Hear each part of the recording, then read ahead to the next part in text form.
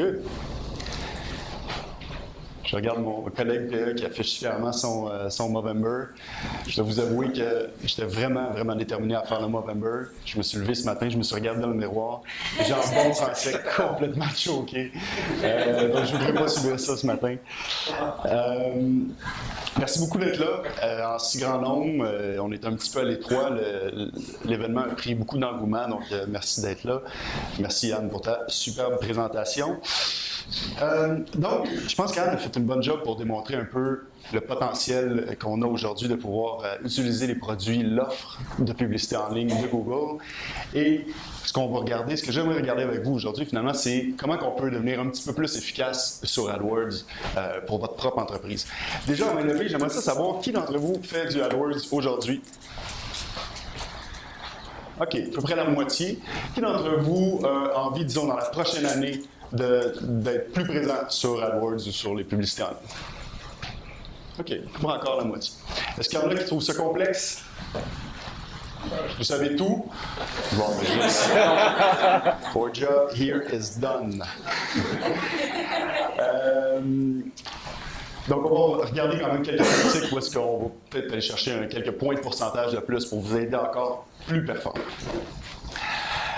Avant, j'aimerais ça faire un petit survol rapide d'AdWords, disons, de hier à aujourd'hui. Donc, en l'espace d'à peu près 16 ans seulement, ou disons, dans la dernière année, Google a amassé 74 milliards en revenus. De ces 74-là, c'est quand même quelques dollars, la très, très grande majorité provient de la publicité en ligne. Donc, évidemment, AdWords, il y a toute la publicité sur mobile, la publicité sur vidéo, la publicité avec les bannières. Donc, ça fait énormément. Tout ça est généralement en coût par clic. Donc, on peut faire les calculs rapides. Ça fait énormément de clics que Google génère vers les entreprises comme la vôtre. Je pense qu'on s'accorde pour dire que le marché a donné raison à Google pour dire que son offre publicitaire fonctionne extrêmement bien, ce qui explique la croissance incroyable qu'ils ont connue dans les dernières années. Et je pense qu'avec raison, effectivement, parce qu'encore aujourd'hui, on peut tous être d'accord pour dire qu'il n'y a pas vraiment de forme de publicité qui est plus pertinente que ça. Il n'y a pas vraiment de perte marketing avec une solution comme AdWords. Si quelqu'un va sur Google pour rechercher, disons, on va taper Avocat Montréal, il va cliquer sur une annonce d'un avocat qui offre ses services, il n'y a pas de perte marketing. C'est vraiment une connexion parfaite entre une offre et une demande. C'est ce qui explique, entre autres, le très grand succès que Google et AdWords ont connu ces dernières années. Google a commencé en 2000, AdWords a commencé en 2000 finalement avec un test de 350 annonceurs. Aujourd'hui, il y a au moins 1,2 million d'annonceurs sur AdWords. Donc évidemment, il y a eu énormément de compétitions dans le fond qui sont garochées sur AdWords ces dernières années avec raison. Donc c'est rendu beaucoup plus compétitif qu'avant. Je vous montre un screenshot de Google il y a seulement quelques années. Ça fait à peu près 7-8 ans. On s'entend pour dire que c'est beaucoup plus crowded qu'aujourd'hui. Il y a beaucoup plus de liens, finalement, puis c'est un peu l'approche de l'époque. Si on veut de maximiser les liens pour maximiser le nombre de clics. On voit aussi qu'il y a quand même plus de prédominance au niveau des annonces. Donc, il y a les 3 premiers liens en haut des résultats organiques. Il y a aussi les 3 liens AdWords qui sont à la droite de l'écran.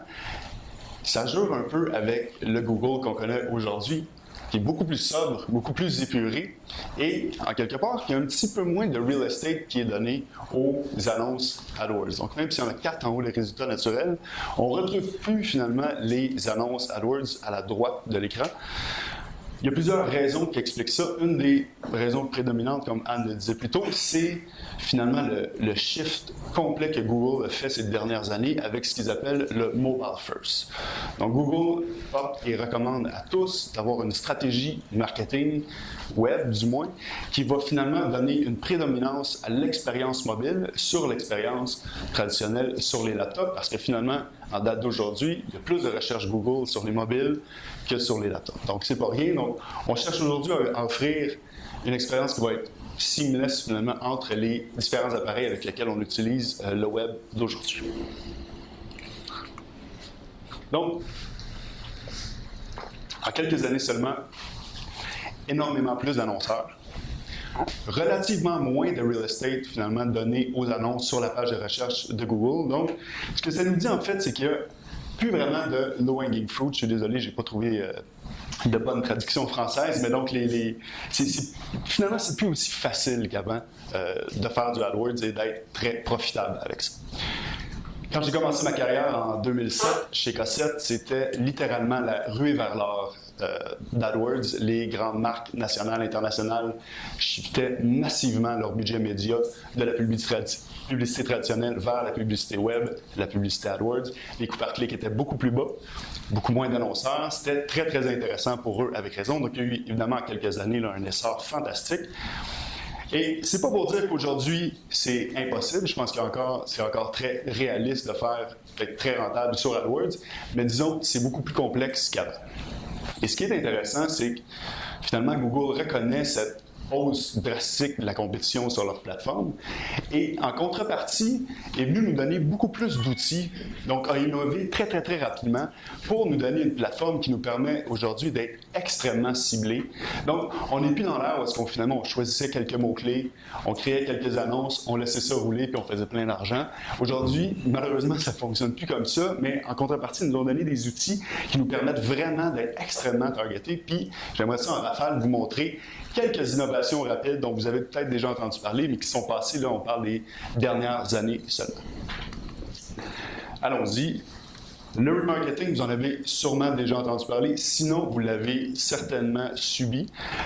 Donc, c'est finalement cette capacité qu'on a aujourd'hui de mettre un cookie finalement sur le visiteur qui va visiter notre site web, de le taguer finalement, pour ensuite pouvoir le suivre ailleurs sur le web, sur d'autres sites web, et pouvoir lui fournir une bannière en relation avec notre marque. C'est une façon très efficace de suivre le visiteur. On sait que ce visiteur-là a déjà un intérêt envers notre marque, donc ça tend à être très performant comme tactique. Plus récemment encore, ce qu'on appelle les Product Listing Ads, c'est cette capacité qu'on a aujourd'hui de pouvoir connecter directement notre inventaire par exemple, un commerce en ligne à la plateforme d'AdWords pour finalement pouvoir proposer en temps réel, directement sur la page de Google, une offre avec une image, un prix, etc. Tout ça de façon 100% dynamique. Ça, ce n'était pas accessible il y a quelques années auparavant. Évidemment, Google c'est une très, très grosse compagnie de tech, très, très grosse compagnie de données et ramasse énormément des données sur l'ensemble d'entre nous et compile ces données-là. Il nous donne ensuite accès à ces données-là pour pouvoir nous permettre à nous, les gens en marketing, les annonceurs, d'être extrêmement ciblés finalement dans la façon dont on peut pousser des bannières.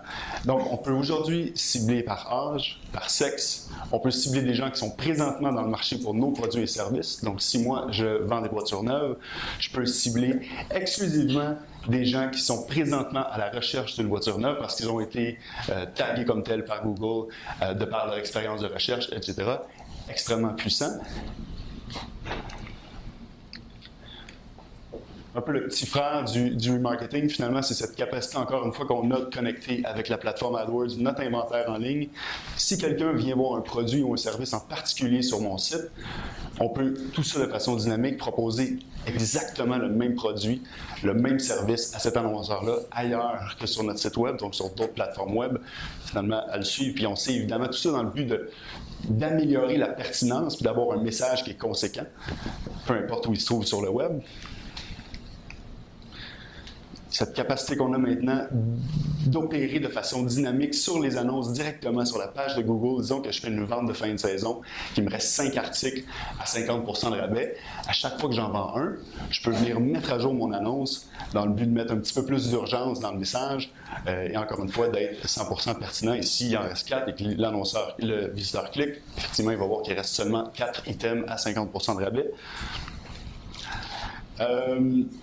De la même façon, et ça c'est très récent, on commence à jouer avec ça, s'il y a quelqu'un qui vient sur mon site et qui est intéressé par un produit de souliers, généralement, on le fait tous, on va ensuite vouloir venir comparer avec un autre site, voir si je peux avoir un meilleur deal.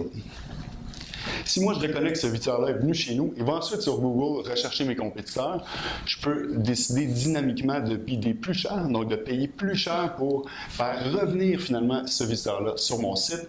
Tout ça de façon automatisée, ça s'appelle les Remarketing List for Search Ads, assez récent, très performant.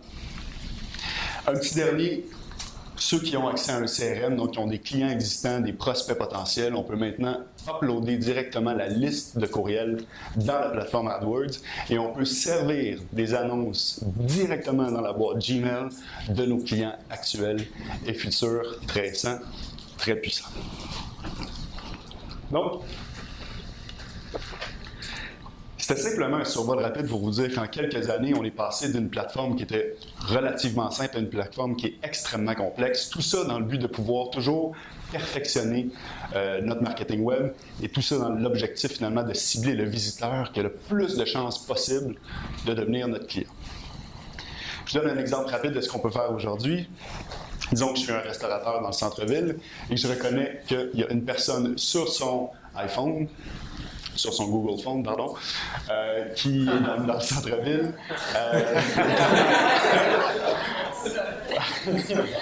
Petit début. Qui est donc dans le centre-ville à l'heure du souper. Je pourrais lui proposer une annonce pour lui offrir un rabais s'il vient directement en magasin. Au contraire, s'il est sur son laptop près de l'heure du lunch, un peu plus loin de la région géographique que je desserre, je pourrais lui offrir plutôt une annonce qui va lui proposer une livraison gratuite s'il commande en ligne. Donc, on peut vraiment venir jouer avec plusieurs leviers aujourd'hui qui nous permettent d'être extrêmement ciblés dans la façon dont on parle à nos clients potentiels. Je suis allé vite, puis c'est un peu avec raison. Donc, c'est hyper important, hyper pertinent, essentiel d'améliorer la façon dont on fait notre marketing web au niveau de l'acquisition de visiteurs sur notre site. Si on ne fait pas ça, on va finalement choisir les mauvais mots-clés, les mauvaises annonces, on n'attirera pas les bonnes personnes sur notre site. Sauf qu'aujourd'hui, en 2016, on l'a vu un petit peu plus tôt, c'est de plus en plus compétitif. Donc, si on fait juste ça, je pense plus que c'est suffisant pour être extrêmement rentable sur le web. C'est plus assez, finalement, pour être très performant dans notre marketing web. Donc, il reste toute une autre portion de l'écosystème web, l'autre 50%. C'est là-dessus que j'aimerais ça qu'on focus aujourd'hui. Mais d'abord, petite pause publicitaire. Comme ici aujourd'hui, c'est 25 experts dont à peu près la moitié sont ici aujourd'hui. Vous pourrez leur parler après la présentation. 25 experts spécialisés en AdWords, en positionnement naturel sur les moteurs de recherche, en marketing automatisé. On va voir un petit peu plus loin comment on fait ça. Création de site web. On a plus de 150 clients un peu partout au Québec et comme Shaquille l'a dit un petit peu plus tôt, on est un Google AdWords Premier Partner. La différence avec un partenaire standard, c'est qu'on a certains barèmes à respecter, certains standards de qualité qui sont plus élevés qu'on doit finalement respecter pour conserver cette certification-là. Voilà qui est dit. Donc, je parlais un petit peu plus tôt de l'autre 50% et j'aimerais ça qu'on commence à regarder ça ensemble. Pour faire l'analogie avec une boutique physique, AdWords, c'est une façon extrêmement pertinente pour amener un visiteur qui va être ultra qualifié dans votre boutique. C'est super important, mais c'est pas suffisant. Je vais vous donner un petit exemple. La semaine passée, je suis allé chez Jack & Jones pour m'acheter une nouvelle paire de jeans pour la conférence.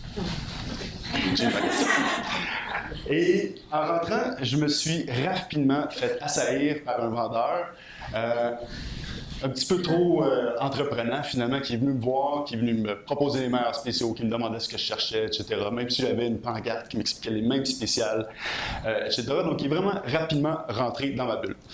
J'aimerais savoir, à mon avis, ceux qui trouvent que les vendeurs dans le magasin sont un petit peu gossants. On est d'accord. On est d'accord. Pourtant, il s'est vraiment avéré utile. Il m'a proposé différentes options, différents modèles. Il m'a trouvé la bonne taille. Il m'a flatté mon ego en me disant que mes jeans m'allaient vraiment bien. J'ai fini par acheter la paire de jeans. S'il n'avait pas été là, peut-être que je n'aurais pas acheté la paire de jeans, je l'aurais peut-être acheté ailleurs. J'aimerais ça vous poser la question, transposez-vous un instant en tant que propriétaire d'une boutique Jack & Jones. Puis là, je vous donne l'option de choisir si oui ou non vous voulez mettre en poste des vendeurs sur le plancher. Levez la main ceux qui désireraient avoir un vendeur sur le plancher. On est d'accord, il y a un peu une dichotomie, là. Ils sont fatigants, mais on les veut quand même. Right? Puis c'est un peu ça que j'aimerais voir ensemble avec vous aujourd'hui, finalement. Puis on va voir un peu en quoi on peut utiliser les tactiques de vendeurs fatigants dans notre marketing web pour améliorer l'efficacité de nos campagnes.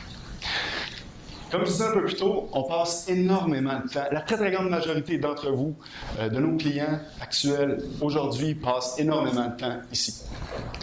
Ils optimisent la meilleure façon possible d'amener des visiteurs qualifiés dans mon magasin, dans mon site web. Il y a une limite physique à ce qu'on peut faire ici. Une fois qu'on a choisi les bons mots-clés, les bonnes annonces, on peut toujours venir fine-tuner un peu. Mais je pense que où est-ce qu'on peut vraiment aller chercher des gros moves, des gros changements, des gros résultats pertinents, c'est ce qui se passe ici, c'est dans le funnel. Plutôt que de travailler sur le top du funnel, pourquoi pas travailler sur le funnel en soi, votre site web, votre écosystème web. C'est là qu'on peut rapidement venir augmenter drastiquement vos performances. Puis c'est ça que j'aimerais regarder avec vous aujourd'hui. Il y a quelques concepts de base. On va réviser un peu quelques cours de base de marketing. Donc, il y a 3-4 métriques que j'aimerais ça juste revoir avec vous, qu'on s'entende, qu'on soit sur la même page. Ça va aller vite. Pour la plupart d'entre vous, je suis sûr qu'on est en terrain connu, mais juste pour être certain.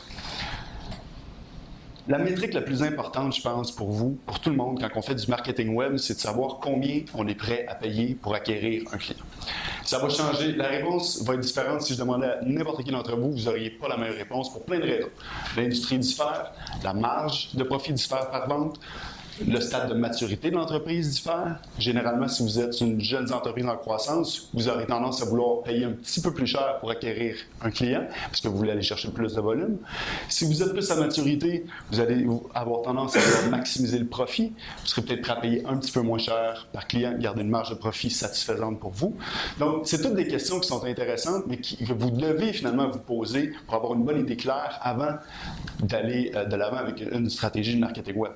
Puis, il y a une approche qui est généralement vraie, c'est que plus vous êtes prêt à payer cher un client, plus votre potentiel, le client potentiel, va être élevé, votre bassin plutôt. Donc, si je suis prêt à payer seulement 20 $ par client, comme on voit à l'écran, j'aurai un bassin potentiel dans cet exemple-là de seulement 3000 clients directement adressables. Si au contraire, je suis prêt à payer 100 $ par nouveau client, j'ai un bassin qui est beaucoup plus grand à 7000 clients potentiels. Donc, dépendamment de votre stratégie de croissance, votre niveau d'agressivité, vous allez vouloir jouer avec ce chiffre-là qui va vraiment drastiquement changer la façon dont vous voyez votre marketing. Donc, coût d'acquisition client, très important d'avoir une idée claire. Je vais parler beaucoup de conversion d'ici la fin de la présentation. Okay? Une conversion, c'est assez simple, dans le fond, c'est le but ultime de votre site web. Votre site web ne devrait avoir qu'un seul objectif, faire ce que vous voulez qu'il fasse, c'est-à-dire vendre votre produit ou service. Okay? Donc, une conversion, ça peut prendre plusieurs formes, c'est toujours finalement la même chose. Une demande directement via un formulaire, un appel téléphonique à partir du site web, une vente en ligne dans le cas d'un site e-commerce, un booking de démo dans le cas d'un SaaS. Donc, finalement, c'est vraiment la chose qu'on veut que notre site web fasse. C'est ce qu'on appelle une conversion. Un taux de conversion, c'est simplement le nombre d'objectifs qu'on veut que les gens fassent, divisé par le nombre total de visiteurs que je vais avoir sur mon site. C'est ce qu'on appelle effectivement le taux de conversion. Donc, dans l'exemple que je vois ici, si j'ai 100 visites sur mon site web et que j'ai 2 conversions, ça va me faire un taux de conversion effectif de 2%. Ça va pour ça? C'est pas plus compliqué que ça. J'ai hésité à mettre cette slide-là, mais je pense que c'est quand même important. Je veux pas que vous preniez ces chiffres-là pour du cash. Il y a plus de chances que ces chiffres-là fassent aucun sens avec votre business. Par contre, c'est important quand même d'avoir un terrain commun. Donc, ces métriques-là, c'est une base finalement sur l'ensemble de milliers de PME en fait en Amérique du Nord. OK? Donc, on va prendre ça comme exemple pour le reste de la présentation, mais prenez pas ces chiffres-là comme étant propres à votre industrie parce que ça va vraiment varier selon chaque industrie. En général, si on prend des milliers de PME en Amérique du Nord, le coût par clic moyen que ces gens-là vont payer, c'est 2 $. En fait, je vois beaucoup de monde prendre des notes, tout ça, les photos, c'est parfait, mais on va vous envoyer la présentation aussi. Hein, donc, coût par clic, 2 $ en moyenne. Taux de conversion, on vient de voir c'est quoi. Okay? Donc, en moyenne, sur des milliers de sites web, le taux de conversion effectif, c'est 2,7 %. C'est pas beaucoup. À chaque 100 visiteurs que vous avez sur votre site, les chances sont que vous en convertissez 2,7 en lead, en prospect. C'est pas tant que ça. Ça vous fait un coût par lead effectif de 74 $. La moyenne des PME va avoir tendance à convertir un client à chaque 3 prospects. Ça vous prend 3 leads pour convertir un nouveau client. Ça varie. Ça se peut que ça n'a rien à voir avec votre business. En général, c'est ça. Donc, ça nous donne un coût par client effectif de 224 $. Maintenant, dans la salle, il y a des gens qui payent un coût par clic de 50 sous. On a des clients qui payent des coûts par clic de 10 $. Aux États-Unis, il y a des coûts par un clic qui vont jusqu'à 50 $ le coût par clic dans l'assurance, etc. Peu importe le coût par clic, c'est vraiment si eux ils font de l'argent avec ça. Le coût par clic effectif qu'on paye, c'est pas vraiment pertinent finalement à la fin de la journée. Mais c'est important de le savoir quand même. Il y a des sites web qui convertissent à 5-10 % qui viennent drastiquement changer les chiffres que vous voyez à l'écran. Donc, il ne faut pas voir ça. Il ne faut pas vous dire, OK, ça coûte 224 $ avoir un client. Moi, je ne peux pas me permettre ça, je ne fais pas d'AdWords. Ce n'est pas comme ça que ça marche. Évidemment, il faut que les chiffres soient propres à votre industrie, votre entreprise. Alors, on se rend compte que finalement, si on résume ça, il y a 3 métriques sur lesquelles on peut réellement influencer la pertinence et la performance de votre marketing web. Et c'est ces 3 métriques-là que j'aimerais ça qu'on regarde ensemble aujourd'hui pour voir comment on peut venir améliorer ces 3 leviers-là.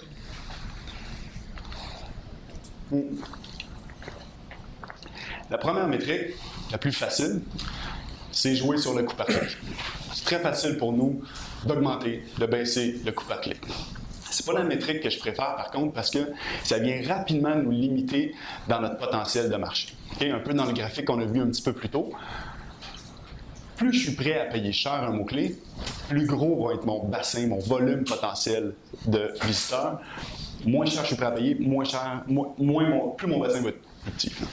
Donc, si mon compétiteur est seulement prêt à payer 1 $, parce que s'il paye plus cher, il n'est pas rentable en fin de ligne, puis moi, je suis prêt à payer 3 $, je vais être capable d'aller chercher énormément plus de volume que mon compétiteur. Donc, je vais pouvoir croître plus vite, prendre plus de parts de marché, etc. Donc, généralement parlant, tu veux être capable, parce que tu veux que ça fasse du sens, d'être payé le plus cher possible ton coût par clic. Jusqu'à une certaine limite, parce que plus tu payes cher, plus tu as de volume. Et donc, au contraire, si tu veux vraiment mettre une pression sur ton coût par clic et le réduire au maximum, à un moment donné, tu n'as plus de bassin. Il n'y a personne finalement qui va cliquer, tu ne pourras plus apparaître sur la page de recherche de Google parce que tes compétiteurs vont être tous prêts à payer plus cher que toi. Donc, tu n'auras plus de marché adressable. Donc, il faut quand même faire attention à ça. On peut mettre une pression, mais il y a une certaine limite à ce qu'on peut jouer avec. Le deuxième grande métrique sur laquelle on peut influencer, c'est vraiment ce qu'on appelle donc le taux de conversion. C'est relativement plus complexe à faire. Il faut souvent venir jouer dans le site web directement. Donc, les gens ont tendance à faire comme je vais juste travailler sur ma campagne web. Mais le gros de l'opportunité vient vraiment ici. Si vous êtes capable d'être vraiment bon à augmenter votre taux de conversion, vous pouvez, en quelques semaines, doubler les performances de votre campagne AdWords. Donc, j'aimerais savoir avec vous quelques trucs aujourd'hui pour vous permettre d'influencer ce taux-là. La première tactique, c'est ce qu'on appelle les tests AB. Je suis certain que vous en avez déjà entendu parler. Juste un petit rappel pour ceux qui en auraient peut-être moins entendu parler. Donc, c'est cette façon qu'on a automatisée généralement de proposer une page web à 50 % de nos visiteurs et de proposer une autre page web à l'autre 50 % des visiteurs pour ensuite déterminer automatiquement quelle page convertit le mieux et de conserver la page qui convertit le mieux à long terme. J'aimerais ça faire un petit test avec vous. Je vais vous montrer 2 pages web pour un de nos clients. J'aimerais ça que vous me disiez laquelle vous pensez, vous, qui convertit mieux. Vous êtes prêts? Je vous montre la première page.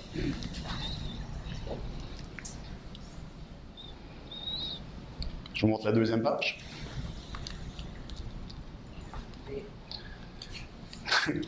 Attendez. Je mets les 2 pages côte à côte et j'aimerais ça à main levée. Qui pense que la version A convertit mieux que la version B? 20 %. Qui pense que la version B convertit mieux que la version A? Il y a beaucoup de monde qui n'ont pas répondu. Hein? Je vous vois. Hein? Il y a quand même un peu plus de monde qui ont voté pour la version B que la version A. La réalité, c'est que la version A convertit 2 fois plus que la version B. Puis ça démontre beaucoup de choses, mais entre autres, ça démontre qu'on sait relativement peu de choses à savoir si notre audience va vraiment connecter avec un vendeur réel, des camions réels de l'entreprise, ou versus vendre plutôt le futur, donc une cuisine qui est ultra performante avec des électroménagers qui fonctionnent, des témoignages, etc. Mais reste que le marché a parlé, et cette page-là convertit mieux. Si on n'avait pas fait de test, on serait peut-être resté avec la page initiale, et notre site web, dans l'ensemble, pas juste pour AdWords, mais dans l'ensemble des sources de trafic, convertirait 2 fois moins. Ça, c'est pas un détail. Disons que dans les 3 prochains mois, on va attirer sur notre site web 10 000 visites en provenance d'AdWords. Si on les convertit à 2,7 versus 1,3, on vient comme ça de doubler automatiquement le nombre de leads. C'est ce qu'on a fait donc pour un client réel. Ça a pris 2 rondes de révision, à peu près une trentaine d'heures de travail pour venir comme ça, là, doubler les performances de la campagne. Et ce qui est vraiment intéressant avec ça, c'est que tu peux le garder à long terme. Ce changement-là a déjà été effectué il y a 2 ans. Ça fait 2 ans que tout le marketing web sur cette page-là fonctionne 2 fois mieux qu'avant grâce à un test qui a pris une trentaine d'heures. C'est extrêmement difficile d'avoir le même genre de résultat simplement en venant tweaker les mots-clés, en changeant une petite annonce. On va avoir une amélioration incrémentale. Plus difficile de doubler comme ça les résultats. Comment vous le déterminez, ça? Comment on détermine quoi? le taux de conversion? Non, pas le taux de conversion, ça c'est technique. Les 2 images, comment vous déterminez que le visuel A est mieux que le visuel 2? En fait, c'est simple, c'est une excellente question. On va envoyer, disons, 1000 visiteurs sur cette page-là. On va envoyer 1000 visiteurs sur cette page-là.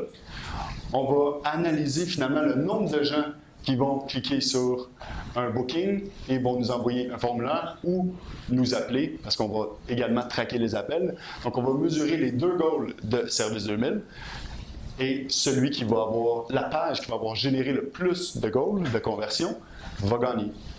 Tout simplement. Tout ça est fait automatiquement avec des outils qui vont se charger finalement de proposer les différentes pages aux différents visiteurs.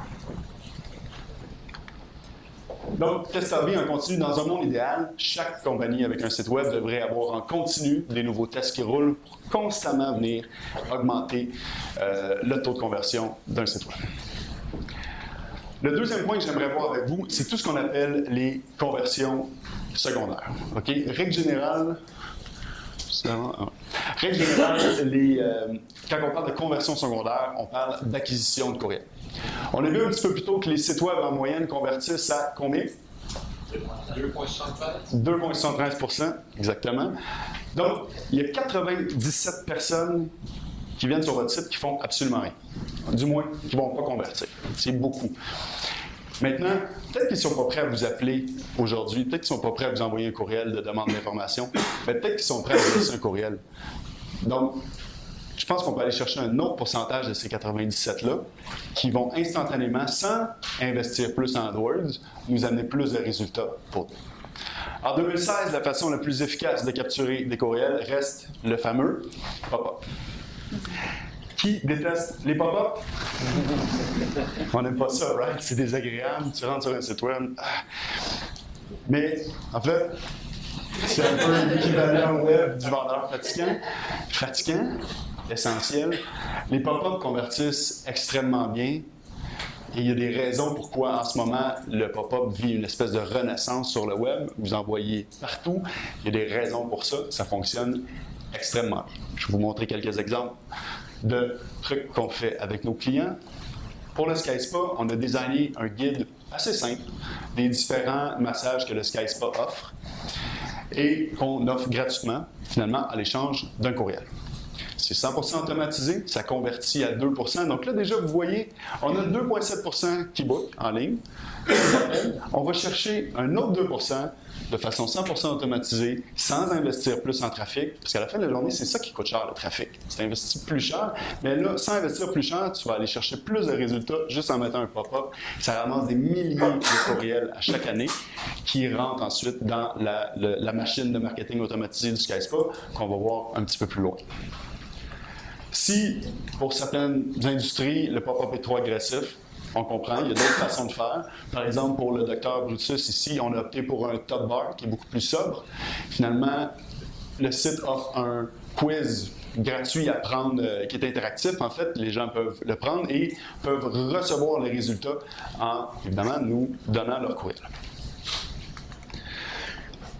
Dans le cas plus du B2B, en B2B, on va vouloir avoir tendance à aller chercher plus d'informations. On ne veut pas simplement avoir le courriel parce qu'on ne sait pas si la personne est qualifiée, on ne veut pas trop perdre de temps. Si, par exemple, on préférait avoir le courriel, mais aussi le nom de la compagnie, le téléphone, etc. Règle générale, si tu veux aller chercher plus d'informations, il va falloir que tu offres quelque chose qui a plus de valeur. Donc, dans le cas de notre client ici, Groupe Marketing, il y a un guide qui a été fait, donc les 4 clés pour contacter vos leads en ligne, beaucoup plus sobre, présenté dans le sidebar, donc c'est pas aussi agressif que le pop-up. Ça fonctionne très bien également. C'est toutes les différentes façons, mais c'est la même idée derrière ça, capturer le courriel. With the new standing laws. Are you understanding French? Yeah. Juste une question pour ça, les lois concernant spamming et des choses comme ça. Est-ce que c'est déjà inscrit dans le pop-up ou quoi que ce soit, dans les comme the legal, to cover all the legal standards or anything that's already included in the pop-up? Double up. Je vais répondre en français. Il y a plusieurs façons de faire ça. Tu peux soit avoir la boîte qui dit « J'accepte de recevoir des communications de votre part ». Tu peux le faire par courriel en cliquant ici. Donc, c'est beaucoup plus simple, beaucoup plus soft. Ici, tu n'as pas nécessairement la boîte, mais on va t'envoyer un courriel disant « Clique ici si tu acceptes de recevoir des communications de notre part ».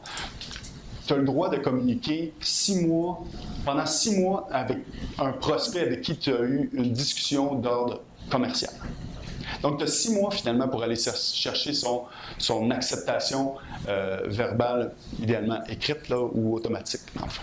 Donc, la loi fait quand même peur, mais il y a quand même des façons. Puis la plupart des systèmes de marketing par courriel aujourd'hui ont ça par défaut. Le double opt-in, c'est 100% légal à ce niveau-là. Il n'y a pas de problème. Mais c'est une bonne question. Un dernier exemple, c'est l'extrême exemple. C'est ce qu'on fait sur combustible aujourd'hui. Donc, si vous allez sur combustible, vous allez être accueilli finalement par c'est même pas un pop-up, finalement ça couvre la page au complet. Ça va dire quelque chose comme « Hey, avant de lire l'article, téléchargez notre guide sur les 20 façons d'augmenter vos revenus en ligne. » Donc c'est l'exemple extrême. Si ça ne t'intéresse pas, tu cliques non merci, tu continues ton chemin, tout ça, mais c'est pour vous dire à quel point on peut aller il y a des différentes gradations finalement et ça tend à marcher extrêmement bien. Là, je vous entends penser à voix haute.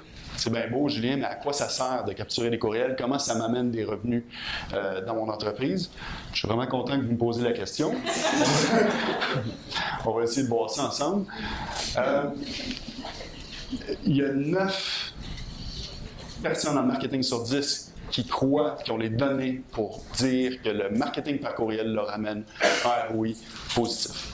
Ça fait plein de sens. Ce qui coûte cher en marketing par courriel, c'est d'acquérir le courriel. Avec des façons dont on vient de discuter, finalement, ça ne te coûte pas plus cher parce que tu payes ton marketing web, tu investis dans AdWords pour convertir les visiteurs en clients. Il y a un certain résiduel de ces gens-là. On ne paiera pas plus cher, mais avec le même trafic, on va pouvoir peut-être pas les convertir tout de suite en clients, mais on va pouvoir les convertir en leur capturant leur courriel. Okay, donc, on voit tout de suite comment on peut être rentable. Et donc, une fois qu'on a les courriels, le coût d'envoi, le coût pour communiquer avec ces gens-là, c'est zéro. Ça coûte pratiquement rien. Donc, c'est pour ça que c'est extrêmement rentable de faire du marketing web. Ça a beaucoup changé ces dernières années. Malheureusement, encore aujourd'hui, c'est ce que peut-être 90% des PME font, c'est-à-dire capture des courriels, envoie une infolette à chaque mois, envoie des coupons. C'est mieux que rien. Si vous ne faites rien, faites ça. Vous allez avoir certains résultats. Je pense qu'il y a quand même des façons d'être un petit peu plus pertinent dans la façon dont on va communiquer avec nos différents courriels. Surtout que La dernière chose qu'on veut, c'est recevoir un autre infolette. On a tous assez d'infolettes. Mais plus on est pertinent, plus on est timely dans notre message, plus finalement ce médium-là va être pertinent pour nous. Je vous montre un exemple un petit peu plus avancé. Donc, je vous parlais un petit peu plus tôt du quiz sur le Dr Brutus. Le Dr Brutus est reconnu pour des chirurgies ce qu'on appelle le tunnel carpien. Les gens vont taper tunnel carpien, vont aller sur le site du docteur, vont voir le top bar qui dit « Souffrez-vous du tunnel carpien? » Cliquez ici pour passer le quiz interactif. Les gens vont passer le quiz. À la fin du quiz, ils vont probablement vous dire il y a des chances que vous souffriez du tunnel carpien. Laissez votre courriel pour recevoir finalement des vidéos vous montrant des services, des exercices que vous pouvez faire à la maison pour atténuer la douleur. Les gens vont laisser leur courriel. Ils vont recevoir donc par la suite 100% automatisé, quelques vidéos du docteur qui leur montre efficacement comment faire différents exercices comme tel. Donc déjà, ça crée une relation avec le docteur, 100% automatisé. Et le dernier message, finalement, va dire quelque chose comme « Avez-vous encore mal? Si oui, n'hésitez pas à nous contacter pour une première consultation. » Cette séquence de courriel automatisé-là convertit à 6%. À chaque 100 courriels qu'on capture, ça génère 6 leads. 100% automatisé, avec le même budget AdWords. Donc là, on vient de convertir notre 2,7 prospects à chaque 100 clients avec notre campagne AdWords. Mais en plus, on ramasse des courriels de façon 100% automatique. On vient chercher ce qu'on appelle en bon français du gravy. Un peu différent dans le B2B, c'est notre séquence de courriel pour combustible. Donc aujourd'hui, si vous vous inscrivez au guide, vous allez recevoir ces différents messages-là dans un laps de temps d'environ 2-3 semaines. On va vous expliquer des études, on va vous donner des études de cas, des vidéos, des trucs, etc. Puis on a essentiellement 2 buts avec cette séquence de courriel-là. On veut éduquer notre audience, les faire avancer dans le funnel, leur expliquer c'est quoi le marketing web, comment ça peut être rentable pour eux. On veut aussi asseoir la confiance, leur dire qu'on est des partenaires de Google, etc., expliquer qu'on est une compagnie crédible avec plusieurs clients, ce genre de choses. On est constamment en train de tweaker finalement chacun des messages, améliorer le taux d'ouverture, améliorer le taux de clic. On a tous accès à ces données-là. Et aujourd'hui, en date d'aujourd'hui, ça convertit en 2%. C'est un 2% de plus qu'on n'avait pas avant. C'était en gros le deuxième levier, donc comment, avec des tactiques relativement simples, on peut venir drastiquement augmenter le taux de conversion. Le troisième levier qu'on a vu un petit peu plus tôt, c'est d'augmenter le fameux ratio lead to sell. Okay, donc, un prospect, évidemment, c'est pas un client encore, il faut que tu lui vendes. Ça dépasse un peu le cadre de la conférence aujourd'hui, c'est plus près des ventes que du marketing, mais je trouvais ça quand même important d'en discuter un peu parce qu'une compagnie comme Combustible, on est très bon à vous amener des leads qualifiés. Malheureusement, on ne peut pas encore les closer pour vous. Peut-être dans le futur, mais on n'est pas là aujourd'hui. Donc, je vais vous montrer un exemple rapide quoi ne pas faire finalement. Donc, il y a quelques mois, je cherchais un dentiste près du bureau pour aller faire mon nettoyage biannuel. Donc, je cherche sur Google, tout ça, j'en trouve un, j'envoie un message et voici le message que j'ai reçu. Évidemment, ça a été un template. Et donc, on me dit littéralement, nous procéderons à un examen clinique des tissus durs et mous. Vérifierons l'articulation et l'occlusion intra, ça va me coûter $200, 250, puis après ça, tu vas pouvoir avoir un deuxième rendez-vous pour ton examen. Moi, tout ce que je veux, c'est un examen. Fait que tu aurais pu juste me dire, parfait, M. Rabi, mercredi prochain à 10h, vous avez votre rendez-vous pour votre examen. Je m'assois dans le chaise de dentiste, et là, le dentiste a tout le temps qu'il veut pour me vendre son analyse des tissus mous. Je suis là, je vais être passif, il va avoir la chance de me faire sa grosse vente. Donc, des fois, ça vaut la peine de penser à comment on peut faire une petite vente pour éventuellement faire la grosse vente. Plutôt que d'aller pour le hard sell tout de suite avec quelque chose qui, ça me dit absolument rien, là, ça. Donc, évidemment, je n'ai pas choisi ce dentiste-là. Ah oui, qui parmi vous utilise actuellement un CRM, donc un système de gestion de données clients, en levant la main? Ah, quand même. OK, fait qu'à peu près 30% des gens. Dernier tips là-dessus, le CRM, c'est probablement l'outil le plus essentiel si vous voulez commencer à mesurer votre taux de closing, votre taux de prospect que vous êtes capable de convertir en client. Chez Combustible, on peut nous s'arranger pour, quand on vous génère des leads, on le fasse entrer directement dans votre CRM et vous pouvez ensuite les traiter. C'est un peu la première étape là, pour améliorer ce taux de closing-là, finalement. Oui. Avec quel outil vous travaillez? On travaille avec plusieurs outils. Nous, personnellement, c'est Zoho, mais on peut se connecter à plein de... Ça peut être Salesforce, ça peut être peu importe le CRM. Ils ont tous maintenant des API sur lesquels on peut se connecter. Je vais vous laisser avec quelques derniers exemples qui est finalement des idées sur lesquelles on peut venir essayer d'augmenter la valeur de chaque client. Évidemment, en principe, ça fait plein de sens. Si vous vendez un produit, un service qui vaut 100 $, ça vous coûte 30 $ à aller le chercher, vous faites un profit brut de 70. Si vous le vendez, le même produit service à 120, évidemment, le profit est beaucoup plus intéressant. C'est pas toujours si simple que ça, la vie, mais quand même, on peut des fois penser à des tactiques pour venir augmenter la valeur d'un client. Par exemple, c'est ce qu'on fait avec un de nos nouveaux clients qui vient de lancer son site web. Il propose du café biologique, super intéressant, très beau produit, tout ça. Et donc, pour chaque premier client, pour chaque premier achat, en fait, on offre un 50 % de rabais. Donc, on est prêt à manger le profit. On va faire 0 profit à la première vente, mais on va aller chercher 2 choses importantes. On va aller chercher le courriel et surtout, on va mettre le produit dans les mains du client, dans la bouche du client. Le client va voir le super packaging, va pouvoir goûter le café, etc.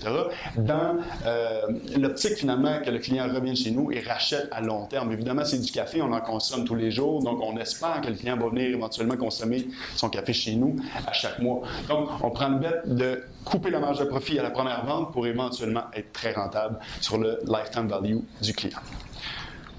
Un peu dans le même ordre d'idée, d'avoir un peu un package ou un offre, si on veut, à la subscription. Donc, au lieu de vendre un produit, on va vendre un package de 3 produits ou 3 paquets de café à un rabais significatif.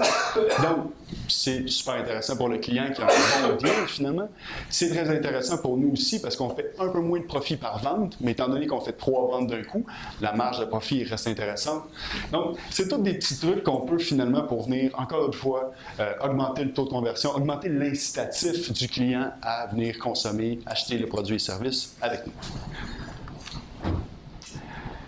Donc, en résumé, la très grande majorité des PME aujourd'hui sont encore à venir optimiser les campagnes, optimiser les mots-clés, etc. Évidemment, c'est essentiel, il faut faire ça. La première étape, c'est vraiment d'attirer le trafic le plus qualifié possible sur notre site. Mais je pense qu'on passe encore aujourd'hui beaucoup trop à côté de choses qui sont vraiment pertinentes. J'espère l'avoir démontré. D'optimiser le taux de conversion global de votre site peut vraiment dramatiquement changer votre marketing web. Intégrer une certaine mécanique de marketing automatisé pour pouvoir aller chercher un petit pourcentage de plus de clients. Et finalement, si on peut penser à des tactiques pour augmenter la valeur de la vente, ça peut être très performant aussi. Pour ceux qui sont plus visuels, donc, si je reviens avec mon taux de conversion à 2,7 %, qu'est-ce qui arrive si, par différentes tactiques, je suis capable de le doubler? Évidemment, mon coût par lead drop de moitié automatiquement. Mon coût par client drop de moitié également, donc ce n'est pas des détails. Et qu'est-ce que ça fait si je peux payer moins cher pour chaque client? Bien, soit j'augmente ma marge de profit, ou soit si je suis en croissance, je peux réinvestir tout l'argent que j'ai sauvé en convertissant un client moins cher, je peux le réinvestir en marketing pour croître plus rapidement. Donc, je vais vous laisser là-dessus. Comment vous pouvez intégrer dans votre marketing web des mécanismes de vendeurs fatigants dans votre écosystème. Merci beaucoup.